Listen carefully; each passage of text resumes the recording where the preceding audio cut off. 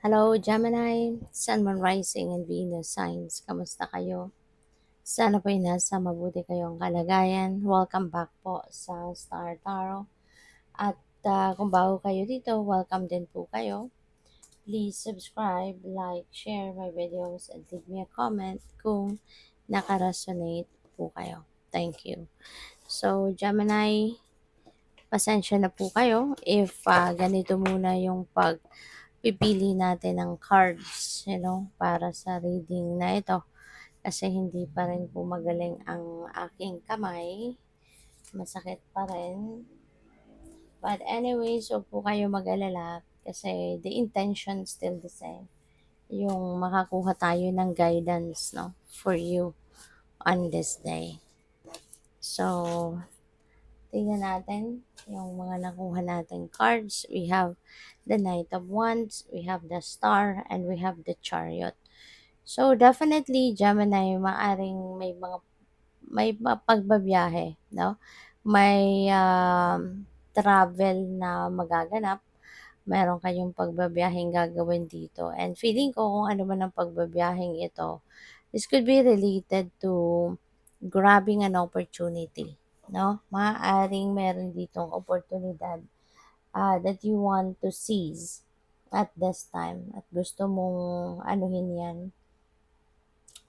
gusto mong kunin, gusto mong i-take advantage, no? Yung ano na to, yung oportunidad na ito. Kaya parang magmamadali ka din na kunin ito, 'di ba? Tignan agad ito at yun kunin ninyo. So possible din na ang iba sa inyo, Gemini, siguro meron ditong mga pinagdaanan kayo recently na medyo mahirap, no, with the Chariot. Medyo mahirap. It is a difficult situation, but you were able to surpass that. No? Napagtagumpayan mo yan. Napagtagumpayan mo at nasolusyonan mo yung bagay na yan. And now you are ready to move on. You are ready to move forward. Diba? Kaya meron ding ano dito, another tagumpay na nag-aantay sa'yo. Um, there is another success, no, na nag-aantay sa inyo dito with the Chariot. So, this is really good kasi sa ngayon, galing ka sa isang sitwasyon na napagtagumpayan mo and you're heading towards a new situation na pwedeng totally new for you ito. Pero, mas ano ka ngayon, mas, tawag dito, mas confident ka, mas magiging assertive ka. Kaya kung ano man ang gagawin mong sunod, parang mas magaan ang pakiramdam mo, mas kampante ka na marami ka na kasing pinagdaanan din, marami kang napatunayan na din sa sarili mo dahil galing ka sa tagumpay. Kaya mas magiging magaan ang journey mo, 'di ba?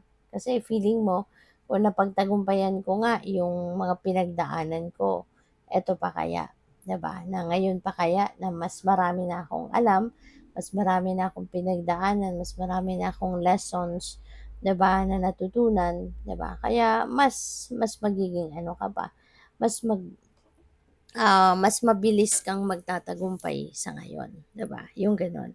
Kaya, ah, maaari din na ang iba sa inyo dito, out of that tagumpay, meron kang sisimulang bago, 'di ba? You are going to start a new chapter in your life. You are going to start something na kung ano man ito, 'di ba, napupuntahan mo, feeling ko ito yung new beginning, 'no? At dito bit-bit mo din yung ano mo, yung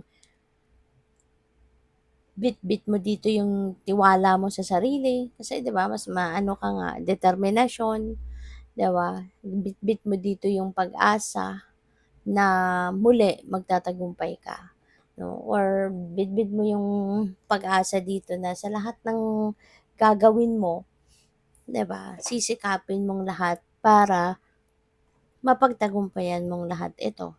So, yun ang napipick up ko dito for Gemini. So ano pa? We have reward. Yeah, at lahat ng pagsisikap mo na yan, yung tagumpay mo na 'to, 'di ba? Maaaring merong financial reward na kasama yan. Reward or award ang makukuha mo. Kaya tama yan, 'no, kung meron kayong mga pagkakataon, may mga opportunity dito for you, ah, go for it. Sige lang, 'di ba? Sige lang, gawin mo lang at, patuloy mo lang na pagsikapan. Kasi lahat naman talaga may katapat, 'di ba? Lahat ng sipag at tiyaga, lahat ng pag-aano natin, pagsisikap at pagtitiyaga, anong tawag dito, pagpupursige, may katapat na biyaya yan and you will be rewarded, no? So, what else? We have angel number 777. Gemini, napakaswerte mo. 'Di ba? So, yung good luck na ito, could be since meron tayong reward dito, so pupuwede na there is money involved dito. Pupuwedeng merong, amount of money that is involved 'no, sa mga bagay or sa mga sitwasyon na ito, 'no? So, good for you. At, tsaka maaari din na ang iba sa inyo dito, Gemini, talagang babalutin kayo ng swerte, hindi lang about sa pera kundi sa samahan, sa relationship, pupuwedeng talagang magiging mas maayos ang takbo ng buhay, mas magiging maayos yung takbo ng inyong mga sitwasyon, 'no? So, what else? We have angel number 808, yan, security. Feeling ko dito, since merong 8 din dito, this is financial security. So, siguro ngayon, no, maraming pera ang dadating, no? Pwedeng yung reward na to could be um, financial reward. Pwedeng bonggang amount of money ang pwedeng dumating sa'yo. Kaya siguro, pupuwedeng yung swerte ng dadating na 'to, tuloy-tuloy, alam mo yon, it's going to continue to flow, puwedeng gano'n ang ganap. At, maaari din na ang iba sa inyo dito, you would be able now to start to ano, to build your, strong foundation 'no, pagdating sa inyong kaperahan. Hindi lang para sa for few months, for few weeks, but this is going to be security and stability in terms of your finances for the long term. So, maaring yun ang pupwede ninyong i-build, no, from here on. Kaya, good for you. Good luck. I-claim nyo na yan. No? So, thank you for watching. Love and light. Namaste.